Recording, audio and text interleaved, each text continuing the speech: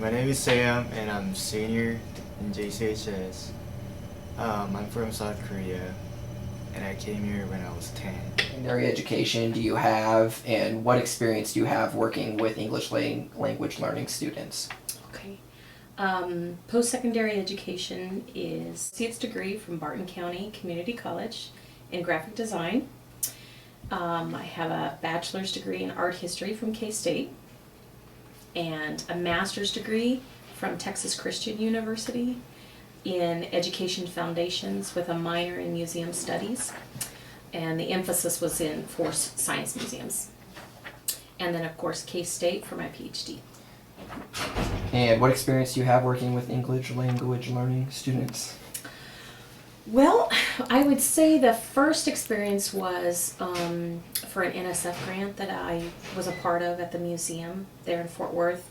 I worked with Boys and Girls Clubs of Fort Worth on the north side of Fort Worth, and it was about 99% Latino population, so I worked with middle school and high school aged Latino students, and a large number of those were English language learners. My name is Andrew Ising. I'm the science department leader at Junction City High School. I also teach biology and environmental science. My time here, I have been assistant soccer coach. I have taught microbiology, environmental science, field biology, and biology 1. I'm the agriculture, food, and natural resources career cluster leader and the technology committee co-chair. How much English did you know when you came here? Basically, like, hello, bye, Hello. how are you? So you Yeah. could make small conversation, just Didn't polite make- conversation. Like, it didn't make any sense. But Yeah. Just, Okay. Do you feel that you still struggle at all with like academic language and academic speaking? Or do you feel like you are pretty... sometimes, but I'm not ready yet. Teacher do if a student speaks little to no English? What are some strategies? There are practical strategies that would work no matter what the language is. Oftentimes people think that if I've got a student who doesn't speak English, the only way that I can work with them is if I speak that language. Well, that's great if you happen to take Spanish in high school, or you happen to take German or Chinese, but the reality is on any given semester you could have 2 students who speak only Spanish and 3 students that only speak Hmong, and 1 student who speaks Mandarin, and another student that speaks Laotian, or you just never know what you're going to encounter from any given year or semester. Okay, so have you seen a lot of students in your classrooms that speak little to no English at all? I have had a few. Normally, we've got most of those students come from places, unfortunately, we don't have a lot of other people in the area for, so paraprofessional support is harder for those students. Also, though, I've noticed that those students tend to be the ones that work the hardest to learn the language. They work the hardest to understand because they don't have that net. They don't have someone there to translate things for them. So if they want to understand, they have to work hard to get to it, and they Yeah. do. To their credit, they often and almost always have. Okay, so if they're wanting to work so hard, what resources are you able to find to help them? Maybe it's through the school, maybe it's through an outside source or your own research. But what kind of resources do you use, or what can you find? Yeah. For example, there's a language, Amharic, that I've been exposed to this year that is not an easy one. Like, Google Translate doesn't have it as one of their 60 most common languages. They've got a translator toolkit for uploading documents that allows you to translate into Amharic, but the computer's Windows doesn't recognize the language, so you have to download a driver, and then even then you have to go back in and retype in everything into a box. You can't just upload a document. So it takes hours to translate some of these documents. So for me, for stuff like that, you can download keyboards, you can download things. There are a few sources just for language. There's not much for content. So for that, I've had to rely a lot on just the old-fashioned dictionary, back and forth on words that we can't find a proxy for, we can't find a shorter or a more easy to understand term for, and so then we have to just look up that one word and then try to put it into the context of what they're supposed to know. Okay. It just takes extra time, including student teaching. This is the 6th year that I've been here, and this is the 6th year that I've had at least one non-native language speaker in every class that I've taught. I've actually never had a section of any of my classes that didn't have at least one person who would be classified as an ELL student. Now, some of them have been in the program for 8 to 10 years almost, so they're to the point that they don't actually need any differentiation, they don't need any support from me language-wise, but that doesn't mean that they're not still there, they're not still part of the program. I've had classes where there have been 9 kids, but they all spoke the same language. This time I've got 11 kids, but they speak 8 languages. And so they're always there. That's the great thing about Junction City High School is you've got this great diversity, this melting pot from kids around the world all coming into contact right here. So you get the chance to deal with this. You get the chance to become a better teacher by learning to adapt to new cultures on the fly. Okay, so Sam, tell me a little bit about when you came here. What did your teachers do for you? They really didn't do anything at all. Really? Like, I don't know, like my parents got me a translator, and he just came every day and helped me out. Okay, so Translate. That's all it is. if your parents got you a translator, or were they the ones that paid for it, or was it from the school, or was it school appointed? I think school. So they got appointed. a translator from the school for you. Yeah. Okay. Do you think the translator really helped you learn English? No, not really. Not really. No. Like, I don't know. I just learned like English with just talking to other people. Okay, I so know it didn't make any sense, but or listen to a lot of music. yeah, just to kind of Yeah. get used to everything. Yeah. And Just relate yourself. more with it. social. Yeah. Be more Then- social. Okay. So you definitely think you learned the social side of Yeah. English before you learn the academic side. Yeah. How did your classmates feel about interacting with you? Like, did they do all they could to kind of help you learn English, or when you didn't understand them, did they get Yeah. frustrated? No, they just helped me out. They just helped you out. Yeah. Okay. So, did you have kind of were you kind of scared when you first came? Yeah. Yeah? Were you scared because you didn't know the language? Yeah. And did it kind of freak you out, like Yeah. your first day? Yeah, so talk about that a little bit. Like, My first day, like, do you remember it much? yeah, like it was. What was it?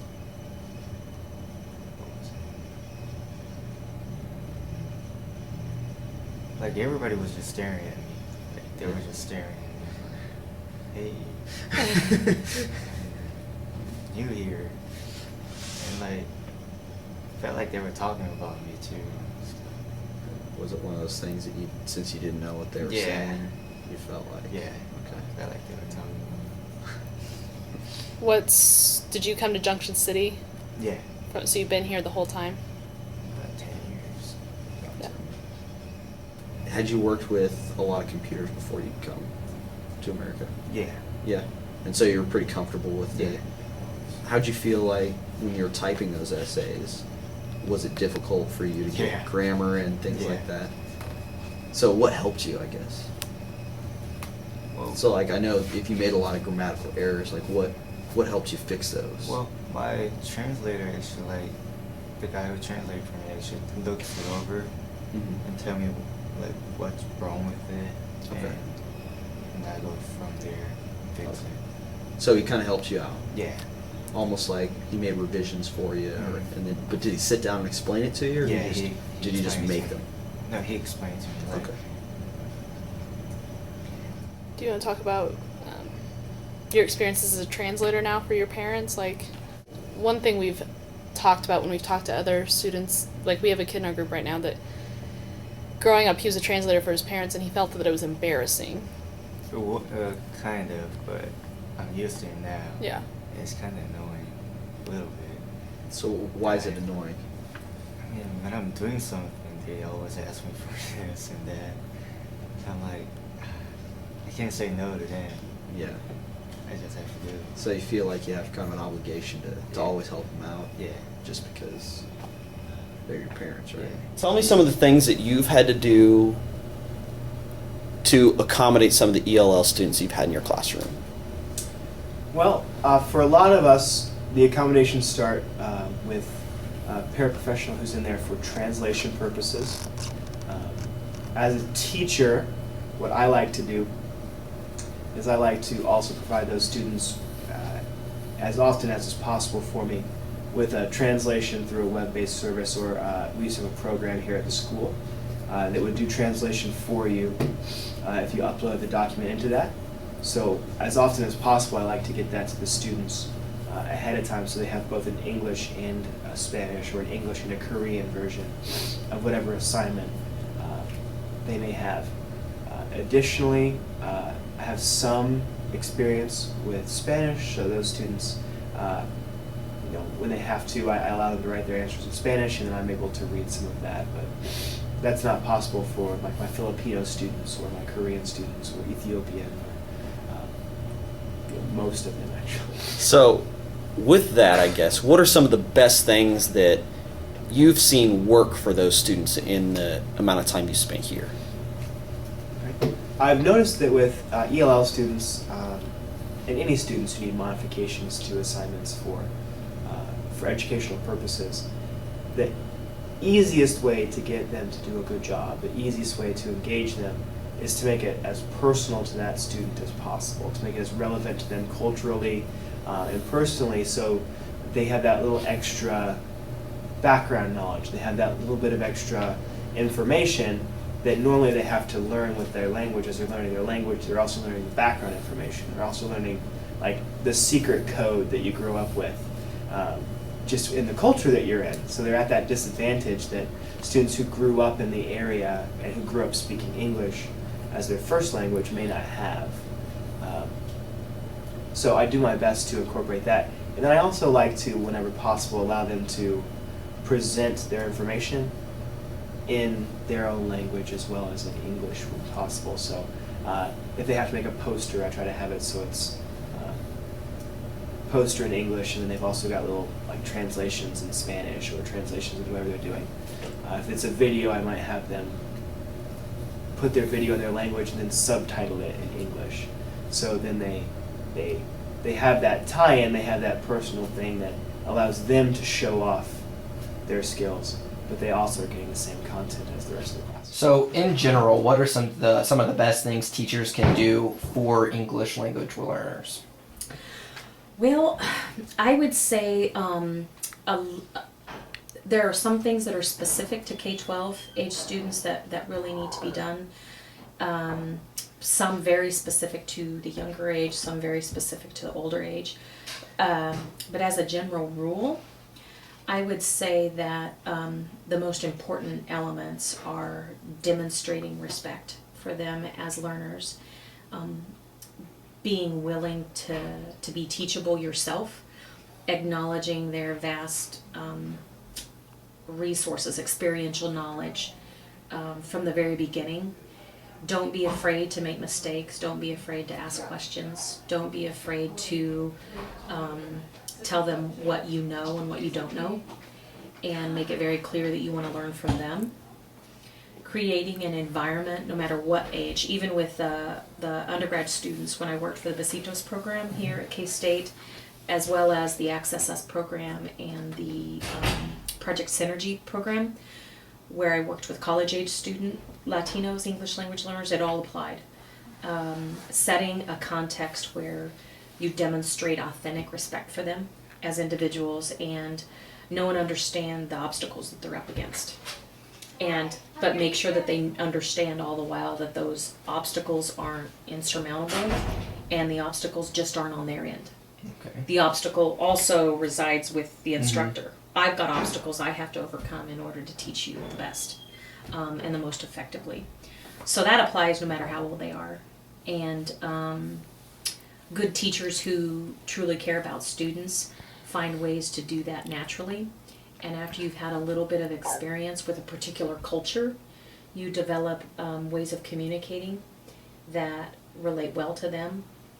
And I would say that my Latino students who I worked with in Fort Worth had mannerisms and ways of communicating and relating that were nuanced and different than the way working with Latino students from Dodge City that I've worked with. And you pick that up, and being perceptive and aware and hungry to learn from the student and their community, from their parents, getting engaged, finding ways. I remember doing, when we would do recruitment visits, even for the college age students, we would go to their house and they would feed us, and we'd have conversations with them and their grandparents and their brothers and sisters, and helping students understand, students and families understand that you truly care for the student and that you want to learn from them and their family and their community is really critical, I think. I try to provide them with a printout of the PowerPoint ahead of time with the highlighted things that are important to write down. Because high school kids have a bad habit of writing everything. So if they've got that, okay, these are the 3 things that I have to get down. And then you go back and you supplement afterwards, person to person, one-to-one, as close as possible. So those students don't have to worry about missing something that you gave to the other students and just kind of a side comment that's not up in written text. So there are practical strategies that you can talk about, but the biggest one that I tell students is that you've got to know your resources. You've got to know the resources not only within start with your grade level. Who on your grade level has worked with these populations before? Then who within your school has worked with these populations before? Who within your community knows and understands the population of these students? And oftentimes it's in the non-traditional or indirect sources like churches and after-school programs and community centers and places that you wouldn't necessarily think to go to, that have a lot of rich contextual knowledge for these communities that can then serve as support and language brokers for the school to provide professional development to the teachers who are now working with this new population that they've never had before, utilizing the university that happens to be there or around you, tapping into the lifeline, like the diversity people at the colleges where you graduated from, to get support and advice and mentorship and resources. And there is so much online out there for creative ways to develop lessons in multiple languages that bridge, that scaffold the language for them in whatever language. Like here at K-State, we've got part of the Midwest Equity Assistance Center, they've got a whole series of lesson plans that you can download that connect the Common Core and diversity standards. So it helps you teach Common Core concepts with a diversity and language lens. So really practical things out there online for supporting students who are coming to you completely, you are completely unequipped at first to deal with.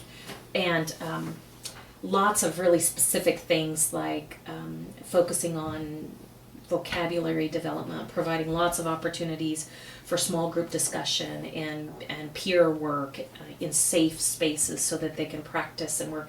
Lots and lots of writing and reflection in both languages is powerful for them to start cognitively bridging their home language with their new language. And using English when English is the focus, but allowing them to use their native language as a cognitive tool for understanding concepts. I think often schools, especially in Kansas, unfortunately, it's English only, and you are cutting off the one tool that they have for understanding all this new content in this new language. It's like you're taking away the one tool that they have to make sense of all of this new information. So being open to allowing them to use their native language as a tool for understanding new concepts is really critical. And again, utilizing your paras and your ESL specialists and your Spanish teacher, your German teacher, whoever, to help you start making those connections. Doing home visits. I mean, there's so many things that teachers can do that will really benefit them. We've got a really supportive set of ELL instructors and ELL paraprofessionals who have done that. Our administrators are always supportive of us trying to make things more inclusive for our students, trying to make things so that it's both easier but still maintains that rigor. Okay, our school has 3 R's. We've got relevance, rigor, are the two that apply here. The last one is relationships. So with those 3 things in mind, they want us to have the class be relevant to those students, to have it in their language, but they still want them to be learning the same, or as close to the same content as you can get, which can be difficult, but it's what you paid for as a teacher. Right. Where would you suggest that they can go for some of those resources? I would first start with if you're at a school already, I would start with your ELL, if you have one, coordinator at the district level or at your building level, or someone who's in the special ed department who may have some more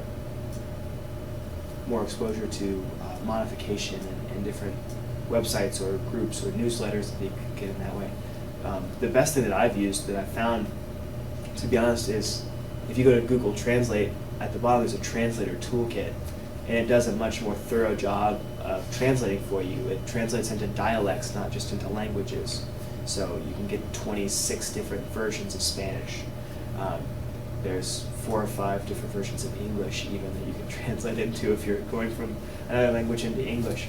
And it does a better job. The translation is better, and it does documents and web pages and things that are more practical for you as a teacher than just, how do I say, find your seat or open your book or stuff that you can get anywhere. So what are colleges doing to prepare future students, or what could colleges be doing to prepare future students for working with English language learners?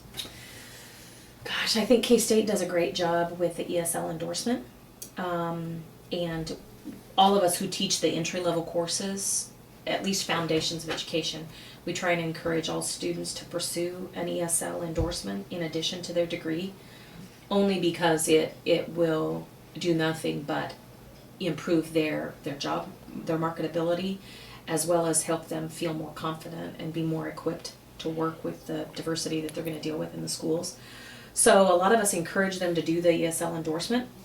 However, not everyone has an additional funds to be able to pay for another 15 credit hours. That's the reality. Yeah. So what we've tried to do as a program here at K-State is to weave in not just strategies, do X, Y, and Z to help develop their language, but to develop our pre-service teachers' understanding of what culture is, what whiteness is, and what majority culture is versus minority cultures are, and to help them see that we're all human and we're all trying to navigate this, and the only way to learn is being brave enough to step out into those conversations. So I think as a general rule, we've tried to not only increase students' awareness, but also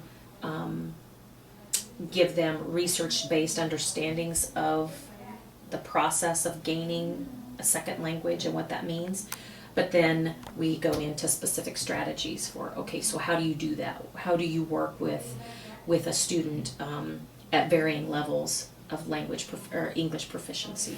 There are some programs who are really hitting heavy with like a social justice agenda across the entire program, and so everything is approached with a social justice lens, and one of the elements of social justice is working with language minority students and providing equitable opportunities for them. And I really think that's a really cool model. I think it's a powerful model. I think it creates teachers who at the end of their program come out as advocates. They're like ready to make a difference and change society, and they're knowledgeable and empowered to make a difference. Since you've been working with them for so long, what was one thing that you, or a couple things, that you wish that your university would have given you or provided you with resources or taught you more about before becoming a teacher? I wish that they had made a foreign language requirement to my degree. I wish that it was a required part of my college degree, because I saw that it wasn't when I started to sign up for courses, and I got out. I got out of Spanish. I got out of a Latin course that I had been in high school, and I just didn't take any more foreign languages because I had other things that I had to do. There's no prereq to graduate, and there's just nothing there. In Kansas State University specifically, they do a really great job of teaching you to differentiate instruction for ESS students, exceptional students who are on IEPs for being gifted, for being learning disabled, for whatever reason. But there's less time spent to ELL kind of stuff because there are teachers who spend their whole college going over that. Foreign language instructors who are doing this, and the general ed teacher doesn't get as much exposure to that. So I wish that there would be more talk about that when you're talking about inclusion, when you're talking about modifications to make to lesson plans. Nobody says, well, where's your modification for an ELL student on your lesson plan? Okay, they may ask, where's your modification for your learning disabled or for an Asperger's syndrome student? But where's the one for the student who speaks moderate English, or the person who has really good verbal English but poor reading ability? And so no one ever tells you that they're at different levels there for reading and writing and speaking, and all of it's entirely different. I would encourage you to still push these students as hard as possible. Everyone starts out with these great intentions, but then you see, okay, I have to make this modification, I have to make that modification, and you start to expect less from those students. By giving them a chance to incorporate their own language, or even by just giving them a chance to do the same assignment that everyone else is doing, but on something they may have some background information on, I think you'll be surprised at how much they actually do know. There's just that extra level of effort that they have to put to take everything that they know, that they've learned, that they've taught themselves in their own language, and to put that out into a new language that they have little to no exposure with. So just because they may be having a hard time communicating it to you doesn't mean they don't understand it. So be flexible with how they can generate products for you, how they can turn in assignments. Maybe allow them to do most of it orally, because that's the first thing that comes, talking to students, talking to friends, seeing people in the classroom, is that oral skill. So ask them things, talk to them, let them tell you their answers to questions. Because you'd be surprised, just because they write 2 or 3 really bad sentences when you ask for 2 or 3 pages of text, doesn't mean that they don't know more than they do. It could just be they have a hard time changing from what's in their head to what's on a piece of paper. Could tell a teacher one thing that would have helped you, what would you tell them? Oh, one thing I remember, my 3rd grade teacher, she would keep talking to me. Like, I don't understand her. She was just talking to me. And I'm just staring at her. I'm like, huh? Like, I guess just, I don't know, like, don't talk to a student who doesn't really understand English. Like, I don't know, like, I couldn't really understand her, what she was saying. Like, Was it one of those things where rather than her continually talking, maybe not really saying as much, but yeah. making the things that she says more to the point? Yeah. Yeah. Was it just kind of some of the stuff where she just kept going and going and going? It always kept going and going and going. I'm like, okay. See. Okay. Does she get louder? Yeah. That's one thing you see a lot of people just talk louder because they think it's like you're not deaf, you just don't understand. They were talking slow too. Yeah. So it was loud and slow. Yeah. So would you rather them talk kind of more how you and I are talking, just kind of a normal voice, but maybe make the things that they say direct and to the point? Yeah. Okay. She was basically saying nonsense. I was like, okay. All right.